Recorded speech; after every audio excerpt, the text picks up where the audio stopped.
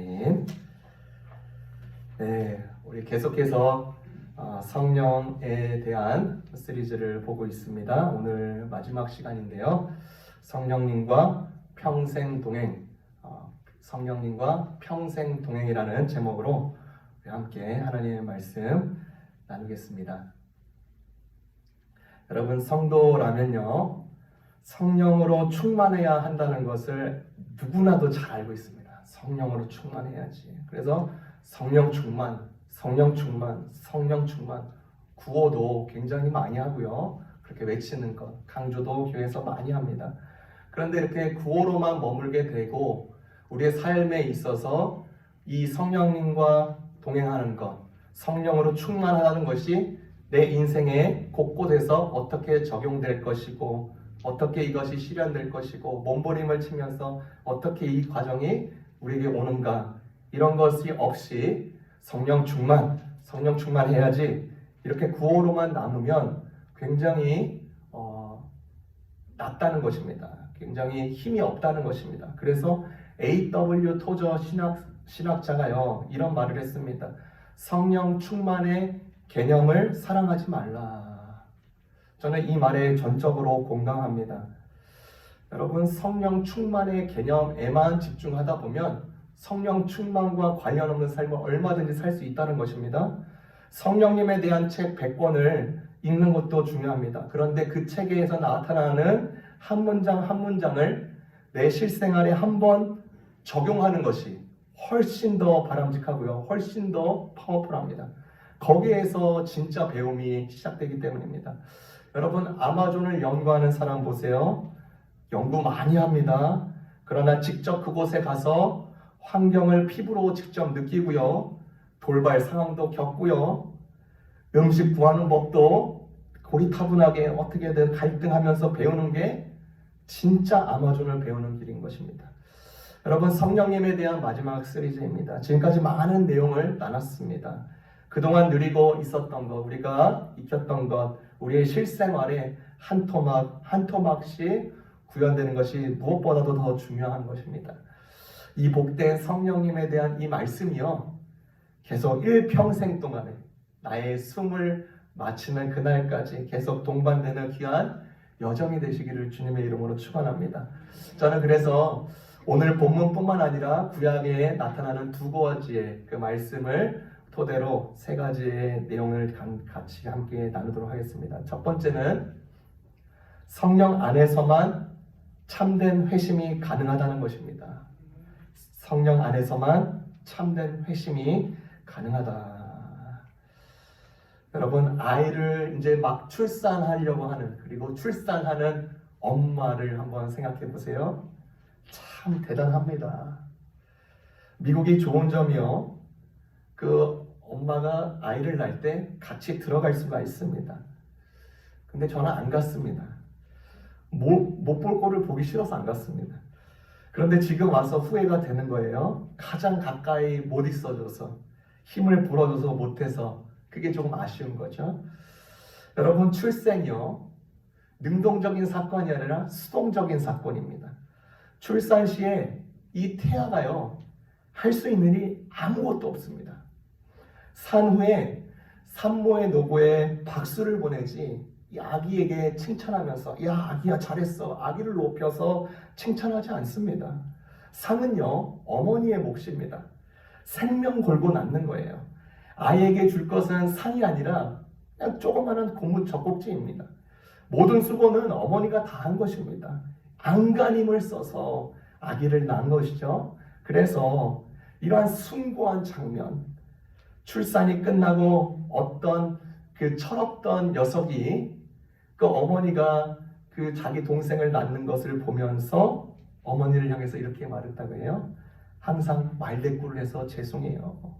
어머니가 아주 죽을 똥살똥 애기 낳는 걸 보면서 이 마음이 들었다는 것이죠. 고개가 숙여지더라. 여러분, 어머니가요, 엄청난 출산의 대가를 치릅니다. 태중에 있는 아이에게요, 어떠한 요구도 하지 않아요. 내가 너를 낳을 테니까 너 이것 좀 도와, 너 나 좀 협조 좀 해, 뭐 이런 게 전혀 없는 것입니다.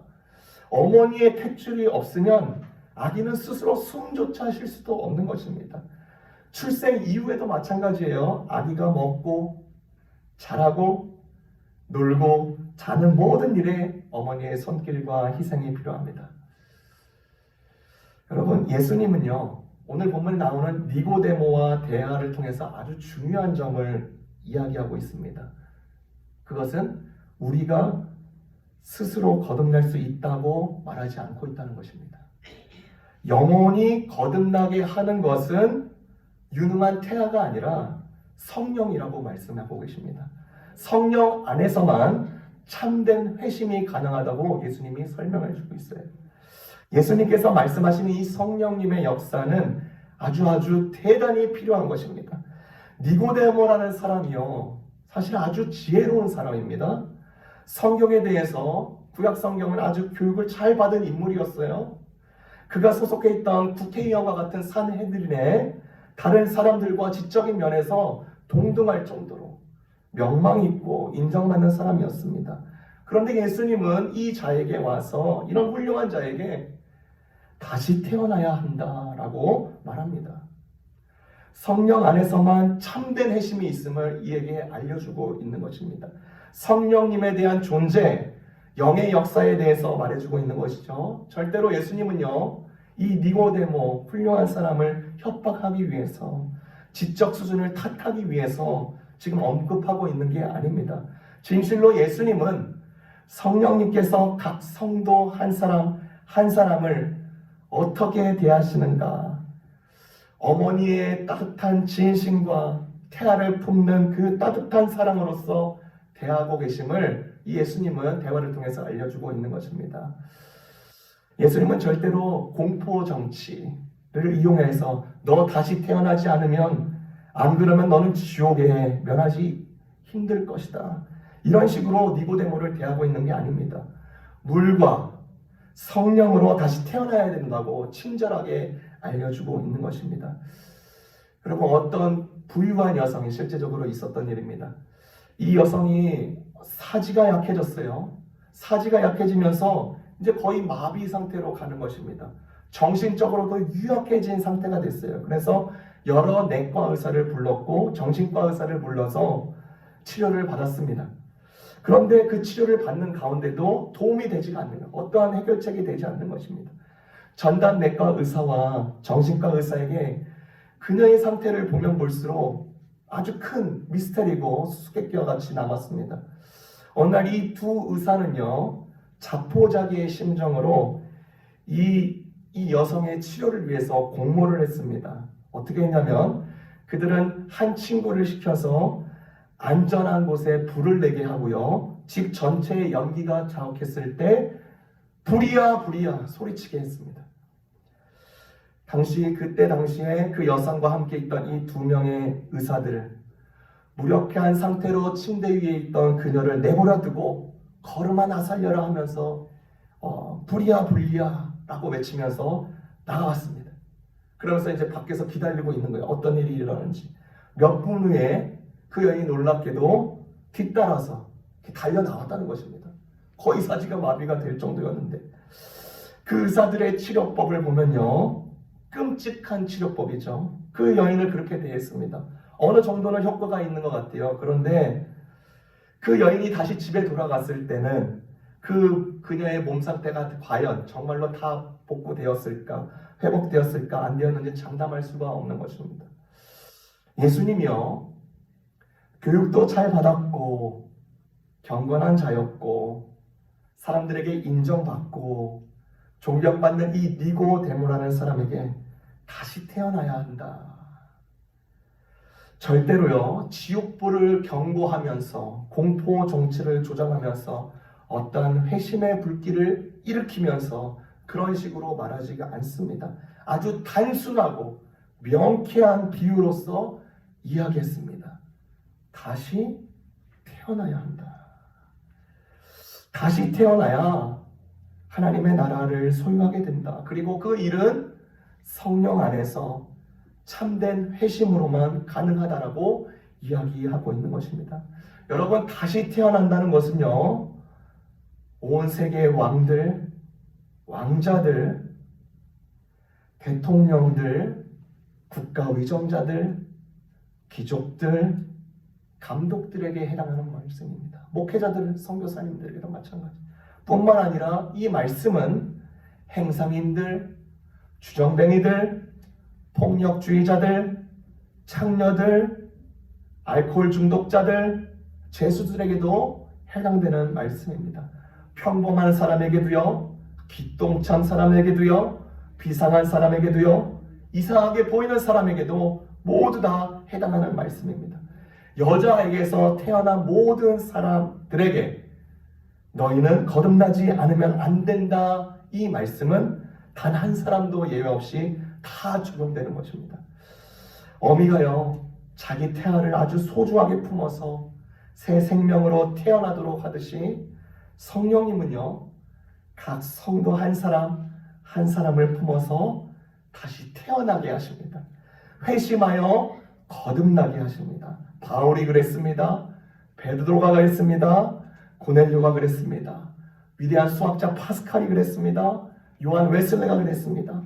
주님의 사람 어거스틴이 그랬습니다. 그리고 초대교회에서부터, 그리고 구약의 시대 때도, 그리고 앞으로의 모든 이 현 시대의 많은 주님의 성도들에게도 그러합니다. 여러분, 내 스스로를 수선하고요, 여러분 스스로를 키우고요, 여러분 자신을 교정하고요, 여러분 자신을 개혁한다고 하더라도요, 이런 것들은 아무런 쓸모가 없습니다. 성령 안에서만 우리를 참된 회심으로 이끄시는 분이시라는 것을 꼭 기억해야 합니다. 그리고 거기서 우리를 거듭나게 하시는 거죠. 이 복된 은혜가 계속 있길 바랍니다. 두 번째입니다. 성령의 도움으로 죽음의 길을 통과하게 하십니다. 성령의 도움으로 죽음의 길을 통과하게 하신다. 여러분, 빌 게이츠 아시죠? 빌 게이츠가 당신의 아버지라면 컴퓨터가 고장나고 다운되었을 때 누구에게 도움을 요청하겠습니까? 요리의 대가 백종원 씨가 당신의 아버지라면 손님, 아주 귀한 손님을 대접하기 위해서 요리를 준비하려고 할 때 누구에게 도움을 청하겠습니까? 스트라디바리우스가요, 당신의, 그리고 여러분들의 아버지라면 바이올린 줄이 끊어졌을 때 누구를 찾아가겠습니까? 하나님 아버지가 우리의 아버지가 되시는데 우리에게 문제가 생겼다면 여러분은 어떻게 하시겠습니까? 여러분, 이집트의 400년 이상의 오랜 노예 생활을 청산하고 탈출한 이스라엘 백성들 200만이 넘는 그룹이었습니다. 대그룹이었습니다. 그 대그룹이 그 천하의 왕, 그 바로 왕에게서부터 탈출한 것도 참으로 신기한 일입니다. 거대한 신이라고 불리는 이 바로 왕을 뿌리치고 나오는 것, 아무리 생각만 해도 놀라운 일인 것입니다. 10가지 재앙으로요, 풍비박살난 이 이집트 전역 완전히 맥이 빠졌습니다. 며칠이 지나자 이 바로 왕이요, 정신이 번뜩 드는 것입니다. 아무래도 이집트 백성들이 탈출을 허용하게 한 것, 이 결정이 아주 한심스럽게 느껴졌습니다. 아무리 생각해도 이건 아닌 것 같아 싶은 것이죠. 그러면서 이제 분노가 일어나기 시작합니다. 후회가 그의 눈을 뒤집어 놓습니다. 다시 이 이스라엘 백성들을 잡아와야 화가 누그러질 것 같았습니다. 그래서 이스라엘 백성을 빛의 속도로, 군대를 전열하고 빛의 속도로 쫓아가기 시작합니다. 정신을 가다듬고 복수심에 단합된 이 이집트 군대에 녹아요, 하늘을 찔렀습니다. 여러분, 유명한 말이 있습니다. 끝날 때까지 끝난 게 아니다.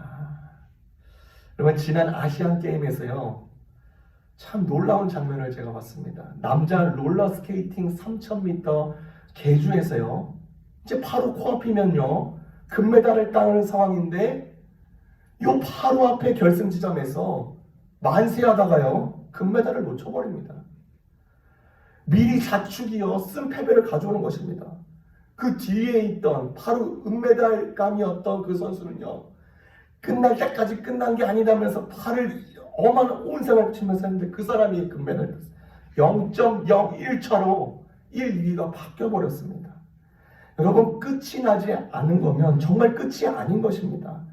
이스라엘 백성들 이집트를 탈출했을 때 다 끝났다라고 생각했습니다. 끝났어. 여러분, 바로는요, 사단으로도 비유해서 말을 합니다. 사단의 역사는요, 절대로 끝나는 법이 없습니다. 끝까지 추격합니다. 끝까지 목덜미를 잡습니다. 끝까지 끌어내립니다. 이 말을 다르게 한다면 하나님 역시 끝나지 않는 것입니다. 앞에는 홍해가 있어요. 뒤에는 이집트 그 강력한 군대가 다시 분을 내면서 포진되어 있는 것입니다. 백성들이 자중질환에 빠졌어요. 큰 혼란에 패닉 상태가 옵니다. 그러면서 이런 목소리를 내요. 모세, 이 양반아, 너 우리 여기서 죽게 하려고 데리고 왔냐? 벌써부터 곡소리를 내기 시작합니다. 모세가 하나님께 요청을 합니다. 하나님, 어떻게 합니까? 하나님의 음성이 들리죠? 너가 홍해에다가 손을 뻗어서 이 백성들로 그리로 나아가게 하라. 여러분, 홍해 앞으로 나아가라고 합니다. 여러분, 홍해는요, 말 그대로 죽음입니다. 수영을 얼마나 잘하겠어요? 죽으러 가라는 것입니다. 죽음 가운데 가라고 하십니다. 하나님은 이미 갈라진 길도 사용하시는 분이시지만 갈라지지 않는 길도 사용하시는 분이십니다. 이미 갈라진 길은요, 누구나 다 선호하는 길입니다. 머리 굴릴 필요가 없어요. 보장되어 있습니다. 믿음도 필요 없습니다. 그런데 하나님은 좁은 길, 생명처럼 보이지 않는 길, 죽음으로 여겨진 길로 인도하십니다. 성도에게는요, 이 지점이 아주 중요합니다. 하나님이 이해가 안 될 때입니다. 하나님이 나를 죽이시려고 작정하셨구나, 분이 날 때입니다. 그러나 주님 말씀 부여잡고 모세가 홍해 앞으로 나아가서 손을 뻗습니다. 그때 큰 일이 일어나죠. 출애굽기 14장 21절에 이렇게 말을 합니다. 여호와께서 밤새도록 동풍으로 바다를 마르게 하셨다. 하나님께서요, 큰 바람을 일으켜서 바다가 갈라지도록 하셨습니다. 여기서 바람은 성령님이십니다. 성령의 도움의 바람으로만 죽음의 길을 통과하도록 도우셨습니다. 성령의 바람으로만 죽음을 뛰어넘게 되는 것입니다. 성령의 바람으로만 길이 아닌 곳을 길이 되도록 하십니다. 하나님의 열심을 보세요. 하나님 그냥 한번 그냥 대충 한 거 아닙니다. 밤새도록 그 일을 하셨습니다. 성령의 바람이 쉬지 않는 거예요. 우리가 한 발자국 그에게 다가갔을 때 이미 그분은 우리 영혼 깊숙이 오셔서 문제를 돌파하도록 하십니다. 대충 불다가 마는 바람개비와 같은 바람 정도가 아닙니다. 홍해를 길로 만들 정도로 하셨습니다. 여러분, 우리에게 펼쳐진 인생길에는요, 절대로 장밋빛만 있는 게 아닙니다. 반드시 죽음의 현장도 맞닥뜨리게 됩니다. 두려움이라는 죽음, 불안이라는 죽음, 슬픔이라는 죽음, 스트레스라는 죽음이 있습니다. 삶이 뜻대로 안 될 때 겪는 죽음의 아픔이 있습니다. 혼란을 가져다주는 죽음의 아픔, 갈등의 상황도 있습니다. 현대 과학자들 또 심리 분석자들은 두려움의 종류를 500가지로 분석을 했습니다.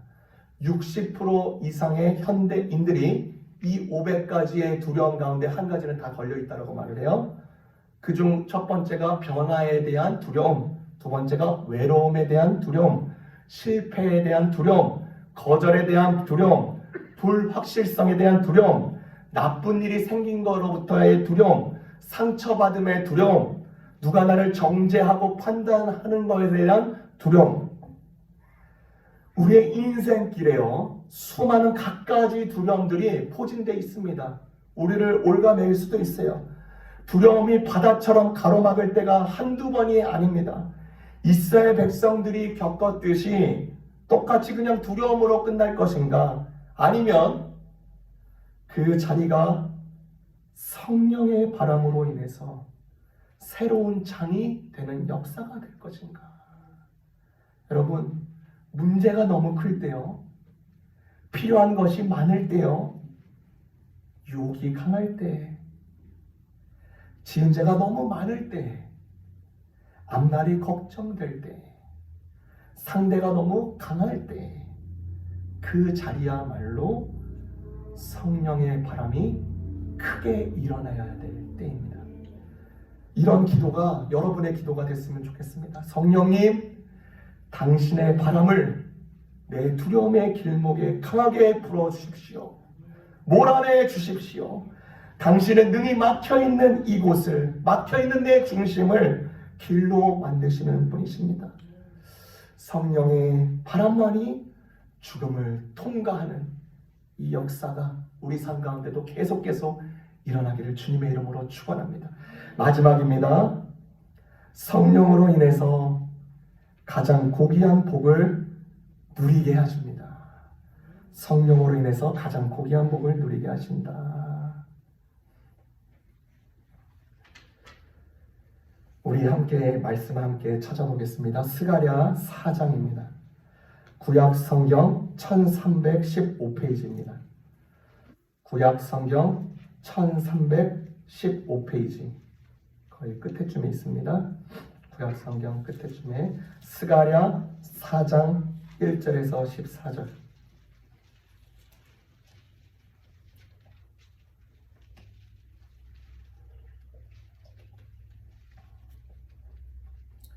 구약 성경 1315페이지 스가랴 4장 1절에서 14절. 제가 부분만 읽도록 하겠습니다. 1절입니다. 내게 말하던 천사가 다시 와서 나를 깨우니 마치 자는 사람이 잠에서 깨어난 것 같더라. 그가 내게 묻되 내가 무엇을 보느냐? 내가 대답하여 내가 보니 숨금 등잔대가 있는데 그 위에는 기름 그릇이 있고 또 기름 그릇 위에 7 등잔이 있으며 그 기름 그릇 위에 있는 등잔을 위하여 7 관이 있고 그 등잔대 곁에 2 감람나무가 있는데 하나는 그 기름 그릇 오른쪽에 있고 하나는 그 왼쪽에 있나이다. 내게 말하는 천사에게 물어 이르되 내 주여 이것들이 무엇이나이까 하니 내게 말하는 천사가 대답하여 이르되 내가 이것들이 무엇인지 알지 못하느냐 하므로 내가 대답하여 내 주여 내가 알지 못하나이다. 이 본문이요, 바벨론 포로 생활을 하고 나서 돌아온 아주 소수의 그룹 유다 백성들이 이제 폐허가 된 이 예루살렘에서 성전을 다시 재건하고 있는 동안에 주신 말씀입니다. 사람들이 보는 눈에 그리고 주변의 이웃들이 이들이 하고 있는 일이 너무나도 보잘것이 없어 보이는 것입니다. 나라가 여전히 망한 상태인 것입니다. 그런데 그런 상태에서 성전을 재건해봐야 무슨 소용이 있을까? 사람들의 그런 시선과 의문으로 갇혀져 있는 것입니다. 그런데 하나님은 이 위대한 일을 끝내 마칠 것이라고 확신을 주고 있습니다. 스가랴 선지자에게 오늘 이 본문에서 순금 등대의 환상을 보여주십니다. 여러분, 구약의 성전에 있을 때는요, 우리가 잘 알다시피 그 구약의 성전 안에 순금 등대가 있었습니다. 이것은요, 하나님의 임재를 상징해 주는 표현입니다. 그런데 지금 환상 중에 보여주고 있는 환상과 이 구약 성전에 있었던 그 순금 등대와는 차이가 있는 것입니다. 옛날 등대에는요, 기름 주발이 따로 있어가지고 7가지 밑에 있는 관을 통해서 기름을 공급받았습니다. 그런데 지금 보여주고 있는 새 환상의 새 등대는 꼭대기에 주발이 있기 때문에 직접 기름을 공급받을 수 있는 것입니다. 원어 성경에 보니까 7씩 7이 되어 있다고 말합니다. 그러니까 등잔 한 개마다 7 등잔이 이렇게 있는데 등잔 한 개마다 관이 7개씩 연결되어 있더라. 이처럼 새 등대는요, 주발이 꼭대기에 있을 뿐만 아니라 그 주발과 등잔을 연결하는 관들이 아주 많더라. 이처럼 새 등대는 무한한 기름이 공급되고 있기 때문에 꺼질래야 꺼질 수도 없고 그 밝기도 7배나 더 밝은 것입니다. 새 등대의 모습만 특별한 것이 아니라요, 기름을 공급하는 이 방식도 특별했습니다. 지금까지는 감람나무에 가가지고 기름을 축출해가지고 따로 준비해서 기름을 부었는데, 그런데 이 순금 등대의 환상에서는 나무와 이 등대가 직접 연결되어서 직접 기름을 공급받았고, 그 나무도 한 그루가 아니라 양쪽에 2그루가 붙어서 기름이 끊길 염려가 없는 모습이 지금 보여주고 있는 것입니다. 죄악의 바람이 거세게 불어와도 꺼지지 않는 특별한 등대임을 보여주고 있는 것이죠. 강력한 성령의 능력을 부어주시겠다는 하나님의 메시지였습니다.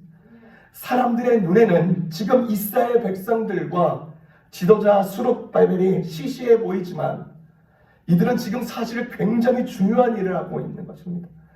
여러분, 갖추고 있는 것 중요합니다. 필요합니다. 우리 자신의 능력, 물질적인 소유의 넉넉함, 기술을 신뢰하는 유혹을 자주 받는 현대 사람들입니다. 현대 사회입니다. 교육 필요합니다. 지식 필요합니다. 재능 필요합니다. 경험들 다 중요합니다. 그러나 이것들보다 더 중요한 것은 더 강력한 성령의 역사, 7배나 더 밝은 성령의 역사를 일으켜 주셔야만 사람들이 정신을 차리고 흩어진 마음을 모으고 하나님께로 돌이키게 된다는 것입니다. 여러분, 수많은 사회와 역사를 보십시오. 젊은이들이요, 기성세대, 기성계층을 비판하면서 세상을 바꾸기 위해서 노력을 많이 합니다. 그런데 막상 그들이 이제 사회의 주도층이 된 후에도 세상이 바뀌지 않는 이유가 무엇일까요? 그들 역시 병의 근원적인 원인을 모르기 때문입니다. 잘 먹고 잘 사는 것에만 매진했지 정신적인 가치나 영혼의 중요성은 내팽개친 채 무슨 짓을 해도 잘 살기만 하면 된다고 생각했습니다. 정치는 혼란에 빠지고요, 교육은 붕괴를 낳고 경제는 추락하고 있습니다. 더 예전 시대로 돌아가 볼까요? 사회적인 혁신 면에서도 그렇습니다. 우리나라 해방 이후에 사회 혁신을 위해서 우리나라 사람들, 지도자들 크게 몸부림쳤습니다. 4.19 혁명도 일어났어요. 5.18 운동도 일어났습니다. 제2의 경제운동도 일어났습니다. 교육 헌장도 만들었습니다. 인간의 힘들, 정치력들, 경제력, 지력, 과학의 힘으로 인간 사회의 외부의 변화는 얼마든지 가능하다는 것입니다. 서울을 보십시오. 어마어마합니다. 인간의 외부 생활의 근대화, 현대화는요, 얼마든지 가능한 것입니다. 그런데 내적 생활의 변화는 불가능합니다. 인간의 힘으로는 사회제도로 얼마나 고칠 수 있습니다. 얼마든지 고쳐요. 조직을 바꿉니다. 기구를 재편성합니다. 개혁합니다. 그러나 인간 마음의 개혁은 불가능합니다. 사람의 마음은 큰 개혁을 통해서 어떤 큰 프로젝트를 수립하고 성취했다고 해서 하나님께로 돌아오는 것이 아닙니다. 큰 어려움을 겪고 전쟁의 상황을 겪어서 많은 사람들이 죽는다고 해서 돌아오는 것도 아닙니다. 사람의 마음을 돌이키는 분은 오직 성령 하나님뿐이시라는 것입니다. 인간 자체의 개혁, 곧 인간의 영적 개혁은 오직 하나님의 신으로만 가능한 것입니다. 우리가 이러한 신약시대에 살고 있다는 것은 큰 희망인 것입니다. 우리는 이미 성령의 시대에 살고 있는 것이요, 아름답지만 희미했던 구약 성전의 등대가 아니라 겉모습은 투박해 보여도 그러나 7배나 밝은 새 등대를 주시겠다고 약속하셨습니다. 과거와는 비교도 되지 않을 만큼 강력한 깨달음을 너희에게 주시겠다고 약속하셨습니다. 그러므로 우리에게 중요한 것은 무엇이죠? 나에게 얼마나 큰 힘이 있는가, 나는 얼마나 알고 있는가, 나는 얼마나 가졌는가가 아닙니다. 그게 아니라 나에게 성령의 역사가 나타나고 있는가입니다. 이렇게 볼 때 오늘 이 땅에서 가장 위대한 일을 하고 있는 사람들은 다른 누구가 아니라 하나님 앞에 나아가 다시 한번 위대한 성령의 역사가 일어나게 해달라고 부르짖는 이 시대의 수룹바벨들입니다. 이 성령의 귀한 복이 이 지역과 이 세대와 이 시대를 넘어서 계속 활활 비추고, 또 성령님의 역사 과연 말로만 들었던 것보다 더 계속 증가되는 역사, 강화되는 역사들 우리 시대 때 반드시 보기를, 우리 가정 가운데 반드시 보기를, 우리 자녀들의 세대에 반드시 보기를 주님의 이름으로 축원합니다.